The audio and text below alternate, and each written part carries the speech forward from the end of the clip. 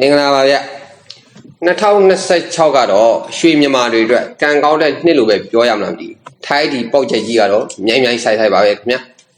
အဲ့တော့ကျွန်တော်ထိုင်းဒီပေါက်တဲ့လူတွေဘလူတွေပေါက်ရှိကြအောင်ကျွန်တော်နည်းနည်းတော့ချင်းညာပေးခြင်းပါတယ်ဗျအဲ့တော့နံပါတ်1ဘကိုးတိုင်းဒေတာကြီးကဟောနော်ဒီဘတ်6တန်းကတ်ထူးလူဒီဘကိုးတိုင်းဒေတာကြီးကဒါပေမဲ့သူကဒီထိုင်းနိုင်ငံမှာဒီကော်ဆိုင်လုပ်နေတဲ့မြန်မာအလုပ်သားတအုပ်ဘတ်6တန်းကန်ထူးသွားပါတယ်ခင်ဗျဒါပေမဲ့နည်းနည်းထူးဆန်းတာတော့သူကတော့သူ့ကိုသူထီပေါက်မှန်းတော့သူမသိရှာဘာလို့ဒီအလုပ်နာတဲ့အချိန်မှာသူကငားသွားမြားနေတာ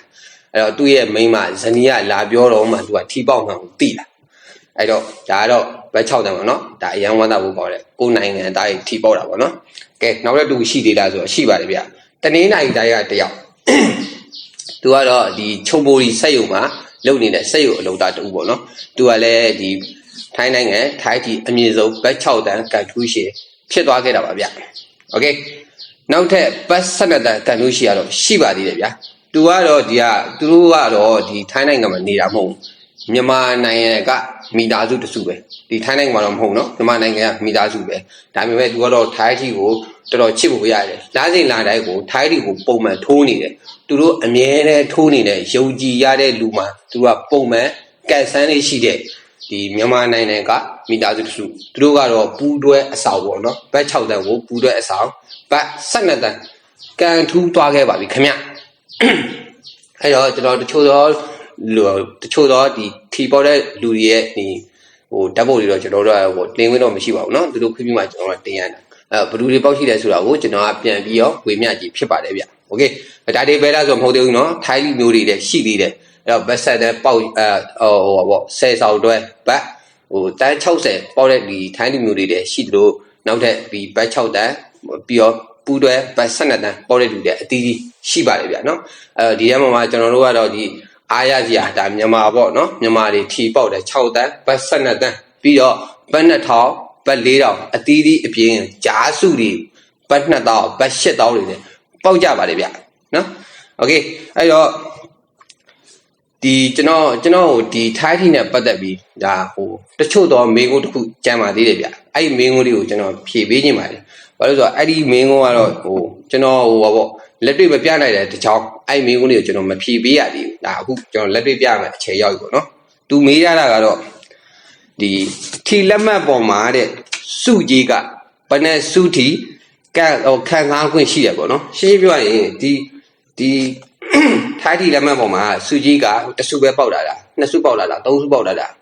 လေးစုပေါက်လာတာဘယ်လိုနော်ဘယ်နဲ့စုထီဒီခံစားခွင့်ရှိရဲဆိုရင်ထီလက်မှတ်ပေါ်မှာကျွန်တော်တို့ကသူတို့ကထိုင်းထီအစိုးရကဒီနံပါတ်အလိုက်ပေါ့နော်ဒီစုကြီးအလိုက်သတ်မှတ်ပြီးတာထီလက်မှတ်တစ်စောင်ပေါ်မှာပဲကျွန်တော်တို့ကဒီဘတ်6တန်းအပြင်ပေါ်မှာနောက်ထပ်စုကြီးတွေနဲ့ဒီစုကြီးနံပါတ်တွေနဲ့တူရင်အဲ့ဒီတူတဲ့အလျောက်စုကြီးတွေကခံစားခွင့်ရှိပါတယ်ဗျာနော်โอเคကျွန်တော်ဒီနေရာမှာတော့ဒါအခုဒီ2026ပေါ့နော်အစပိုင်းမှာပေါက်တဲ့ဒီထီလက်မှတ်တစ်စောင်အကြောင်းလေးကျွန်တော်ပြောပြကြည့်ပါမယ်အဲ့ဒါနံပါတ်ကတော့34916မိတ်ဆွေတို့ဒီဘွားကြည့်ပြီနော်34916အဲ့တော့34916ကိုထိုးရတဲ့ထီလက်မှတ်ကိုထီတိုက်တဲ့အခါမှာအဲ့တော့စုကြီးဒီ2000စုဖြစ်ပါတယ်34916ဒီ2000စုကြီးဖြစ်ပါတယ်ဒါပေမဲ့ကျွန်တော်တို့ကဒီ3လုံးတိုက်ဖြစ်တဲ့349မှာလေထပ်ပေါက်ပါတယ်ဗျနော်ဒီအပေါ်မှာကျွန်တော်တင်ထားပါတယ်ဒါတွေပဲလားဆိုတာမဟုတ်သေးဘူးနောက်ဆုံးကနန်း16ဆိုတဲ့နှလုံးတိုက်ဘတ်2000လဲပေါက်ပါတယ်ဗျโอเคဒါဆိုရင်ဒီလက်မှတ်တစ်စောင်ပေါ်မှာပဲကျွန်တော်တို့ကစုကြီးဘယ်လောက်ရှိတယ်ဆိုရင်အခုဒီလက်မှတ်ပေါ်မှာပဲကျွန်တော်တို့ပြန်တွက်ကြည့်အောင်34916ကဘတ်2000စုကြီးတစ်စုဘတ်2000တစ်စုနောက်တစ်ခုက349ဆိုတဲ့ဘတ်4000တစ်စုဒါဆိုနှစ်စုဖြစ်သွားပြီနောက်ဆုံးတစ်စုကနှလုံးတိုက်16ဖြစ်တဲ့အတွက်တစ်စုအားလုံးပေါင်း3စုဒါဆိုရင်ကျွန်တော်ပေါင်းလိုက်ရင်2000ရယ်2000စုရယ်4000စုရယ်3လုံးတိုက်4000စုရယ်နှလုံးတိုက်2000စုရယ်ဆိုပေါင်းလိုက်တော့စုကြီးငွေဒီ2000နဲ့6000ဒါထီလက်မှတ်ပေါ်မှာစုပေါက်ပါတယ်ခင်ဗျဟုတ်ပြီနော်ဒါဆိုရင်ဒီလက်ထီလက်မှတ်ပေါ်မှာစုကြီး3စုအထိပေါက်ပါတယ်ခင်ဗျနော်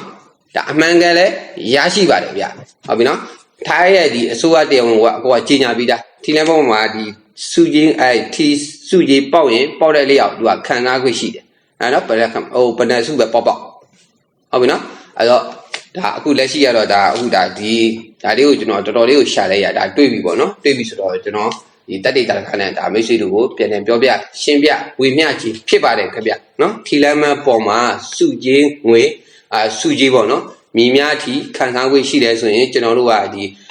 စုကြီးတူရင်တူလားအခြေဘယ်နှဘက်ဖြစ်ဖြစ်နော်ဒီစုကြီးဘယ်လောက်ထိပဲတူနှစ်ခုပဲတူအဲ့နှစ်ခုမှာနှစ်ခုလို့ပေါက်လဲဆိုရင်ဒီကဏ္ဍတွေတူတယ်ဆိုရင်ဒါပေါက်တယ်စုကြီးနှစ်ခါရပါတော့ထီလမ်းမတစ်ခုပေါ်မှာပဲစုကြီးနှစ်စုပိုက်ဆိုင်တယ်သုံးစုတူတယ်ဆိုရင်ဒါထီလမ်းမပေါ်မှာစုကြီးသုံးစုထိပိုက်ဆိုင်ခွင့်ရှိပါတယ်ခင်ဗျဟုတ်ပြီနော်ဒါတော့ဒီ34916ဒါအခု2026မှာထွက်တဲ့ဒါထီလမ်းမပေါ်ရဲ့စုကြီးပေါ့နော်ဒါစုကြီးသုံးစုထိခံစားခွင့်ရှိပါတယ်နော်ဒါဆိုရင်2400 6000ဆိုဟောပေါက်လိုက်ရင်အားလုံးပေါင်း2000 2000 6000ဒီထီလမ်းမပိုင်ရှင်ကန်ထုခွေရှိရပေါ့နော်ရရှိပိုင်ဆိုင်ခွေလည်းရှိတယ်โอเคအဲ့တော့ဒီထီလမ်းမပေါ်မှာအခုလိုမျိုးပေါ့နော်ထီလမ်းမတစ်စောင်ပေါ်မှာစုသုံးစုပေါ့နော်တချို့ကတော့ဟိုဘယ်လိုပြောရမလဲကျွန်တော်တို့ကဟိုတချို့ထီတိုက်ရင်သူကထီပေါက်စီကိုတောဝဲတယ်ပေါ့နော်ထီပေါက်စီတောဝဲတဲ့ခါမှာဟိုအမြင်တိုက်ရင်ဘက်6တဲ့တိုက်တယ်3လုံးတိုက်တယ်2လုံးတိုက်တယ်ဟုတ်နော်အဲ့တော့တော်တော်များများကြည့်လိုက်ရင်ဩငါတော့ဘက်6တဲ့မပေါက်လိုက်ပါဘူးဆိုပြီး2လုံးအရင်တိုက်ကြ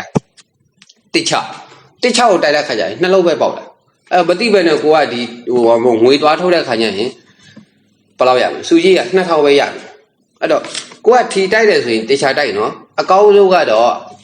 ကျွန်တော်ဒီအပေါ်မှာပေးရတယ် application တွေတိုက်အဲ့ဒီ application ဒီတိကျမှန်ကန်ပါတယ်ဗျတော်တော်များများလေးဒီ application သုံးလို့ကျွန်တော်ကိုယ်တိုင်လည်းဒီ application ပဲသုံးတယ်ဘာဖြစ်လို့လဲဆိုတာသူစုကြီးကိုညီများထိဟောပေါ့နော်ညီများ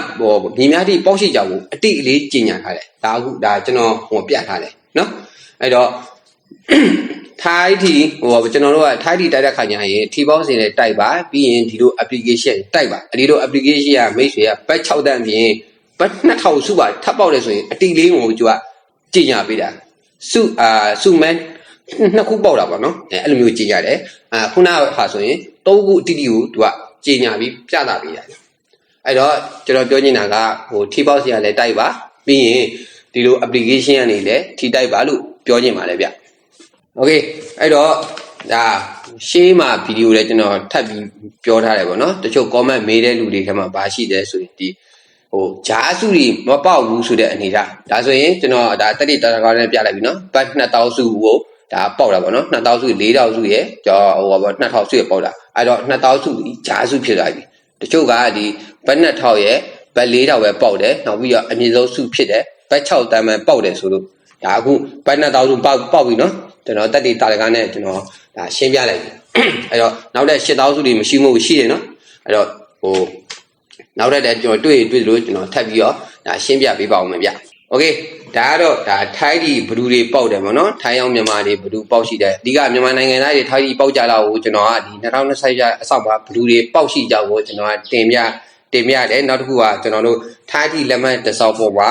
ဒါစုမဲပေါ့နော်ဗနန်စုတိပိုင်ဆိုင်ခွင့်ရှိတယ်ဆိုတာကိုကျွန်တော်ထိုက်ပြီးရှင်းပြတာနောက်တစ်ခုကဒီဂျားစုတွေပေါက်မပေါက်တာကိုကျွန်တော်အနေငယ်ရှင်းပြခြင်းဖြစ်ပါတယ်ဗျโอเคထိုက်တီနဲ့ပတ်သက်ပြီးအခုကြည့်နေတဲ့ message ကကိုတိကျတဲ့မင်းကုန်းများရှိခဲ့ရင်အဲ့ကျွန်တော်ရဲ့ဒီဗီဒီယိုရဲ့အောက် comment မှာဝင်ရေးပေးခဲ့ကြပါဦးခင်ဗျကဲဒီဗီဒီယိုလေးကိုသဘောကျနှိမ့်တတ်တဲ့ဆိုရင် like လေးပေးခဲ့ပါဦးခင်ဗျကျွန်တော်ရဲ့ YouTube channel ကိုလည်း subscribe နဲ့အားပေးဖို့မမေ့ပါနဲ့နော်ကဲ